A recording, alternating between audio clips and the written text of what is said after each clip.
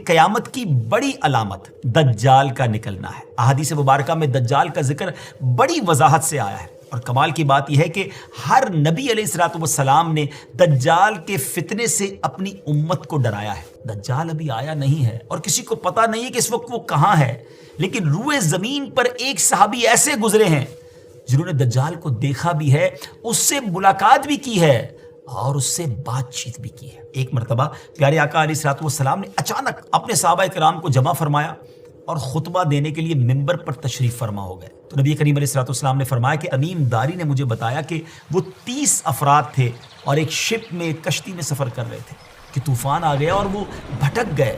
تقریباً مہینہ بھر وہ سمندر میں گھومتے رہے اور ایک دن سورج غروب ہونے کے وقت ایک نامعلوم آئلینڈ پر پہنچے۔ انہیں وہاں سیاہ رنگ کی مخلوق نظر آئی جس کے جسم پر بال بہت زیادہ تھے۔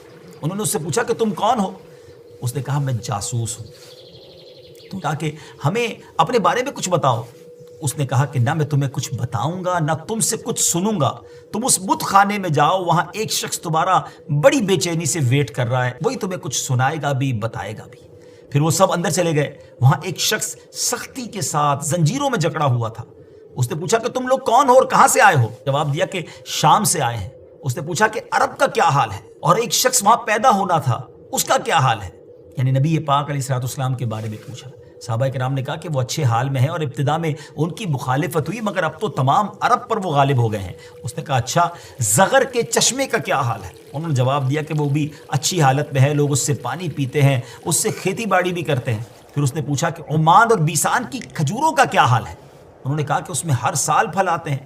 یہ سن کر اس شخص نے 3 چیخیں ماری اور بولا کہ میں دجال ہوں۔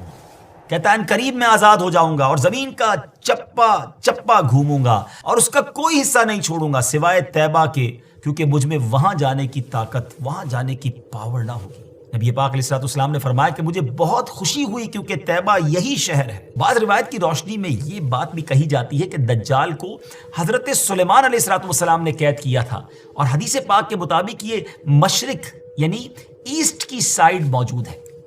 دجال کا فتنہ تاریخ انسانی کی ابتدا سے لے کر انتہا تک تمام فتنوں سے بڑا اور خطرناک فتنہ ہے۔ مختلف احادیث میں دجال کا جو حلیہ بتایا گیا ہے وہ یہ ہے کہ دجال ایک جوان مرد ہوگا، لمبا قد ہوگا، جسم بہت موٹا ہوگا، ایک آنکھ سے کانا ہوگا اور ایک کانی آنکھ ایسی ہوگی جیسے پھولا ہوا انگور، اور جبکہ اس کی ایک آنکھ خون آلود ہوگی۔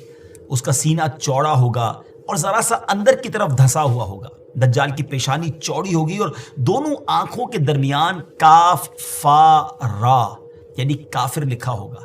دجال کے نکلنے سے پہلے دنیا بہت بری حالت میں ہوگی۔ اس کے نکلنے سے 3 سال پہلے سے اس دنیا میں خشک سالی پھیل جائے گی، خشک سالی کا گویا سال پھیل جائے گا۔ علمی اور روحانی قحط بھی برپا ہوگا۔ دین کے معاملے میں لوگوں میں کمزوری پیدا ہو چکی ہوگی، علماء اور دیندار لوگوں کی قلت ہوگی۔ تب دجال ایسٹ کی سائڈ سے اصبہان یا خراسان نامی شہر سے نکلے گا اور زمین پر 40 دن رہے گا، جن میں سے ایک دن 1 سال کے برابر ہوگا، اور ایک دن 1 ماہ کے برابر، اور اگلا دن 1 ہفتے کے برابر، جبکہ باقی دن سال کے عام دنوں کی طرح ہوں گے۔ اس مدت میں دجال اپنے گدھے پر سوار ہو کر ساری دنیا کا چکر لگائے گا۔ دجال کے ان فتنوں کی وجہ سے اہل ایمان سخت پریشان اور تنگی کے عالم میں بھاگ کر دخان نامی ایک پہاڑ میں پناہ لیے ہوئے ہوں گے، لیکن دجال ان کا پیچھا کر کے پہاڑ کا گھیرا کرے گا۔ تب اللہ پاک حضرت سیدنا عیسیٰ علیہ نبینا علیہ الصلوۃ والسلام کو نازل فرمائے گا۔ جب حضرت عیسیٰ علیہ الصلوۃ والسلام اس دنیا میں آ جائیں گے تو ان کو دیکھتے ہی دجال ایسے گھلے گا، میلٹ ہوگا، جیسے پانی میں نمک گھلتا ہے، میلٹ ہوتا ہے۔